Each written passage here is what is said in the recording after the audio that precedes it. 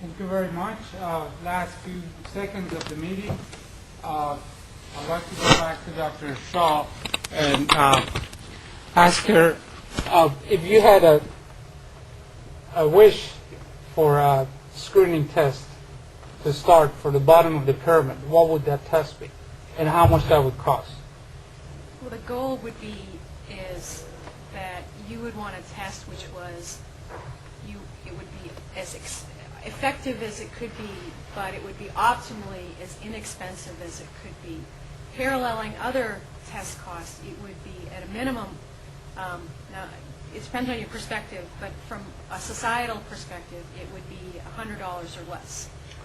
Less than $100.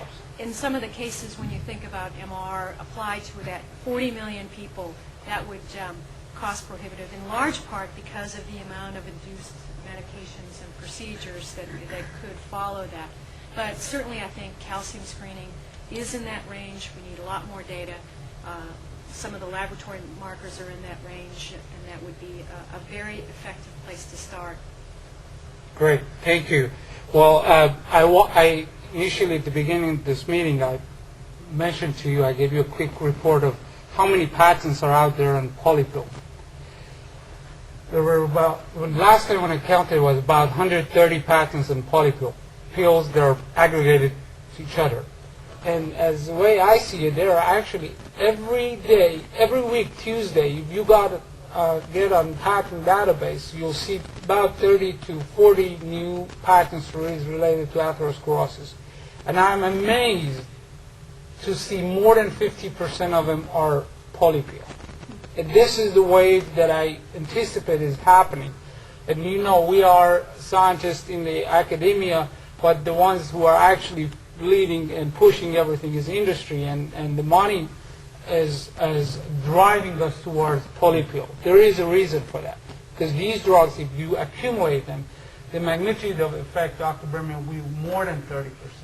My anticipation, and this has been a lot of brainstorming, that once we start this, now currently you have only statin, and on the very top of the pyramid you have drug-eluting stent.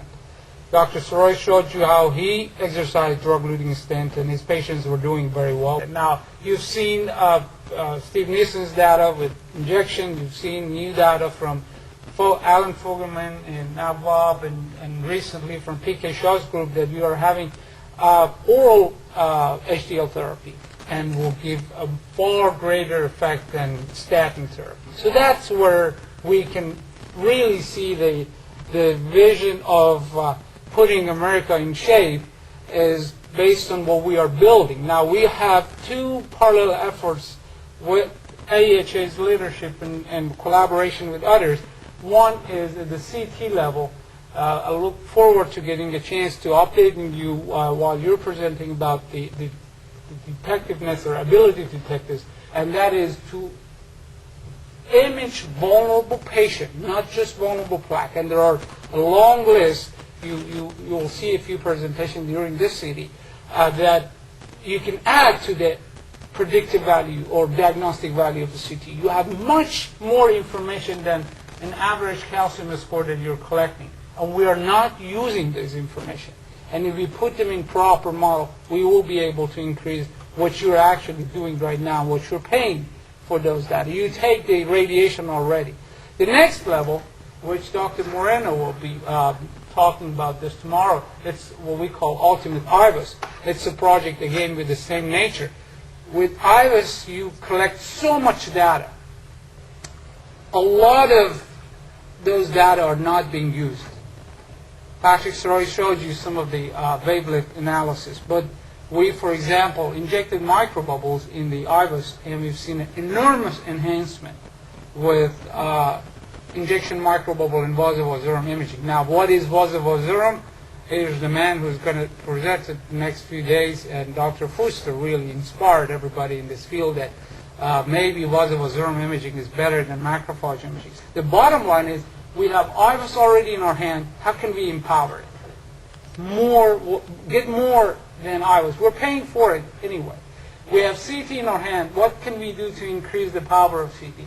The bottom of the pyramid is the mystery, and I've been starting working with PK Shaw and hopefully soon with your group and others, that how can we find a biomarker that would be a risk marker, not a risk factor, because we know that there are so many risk factors that we're not aware of.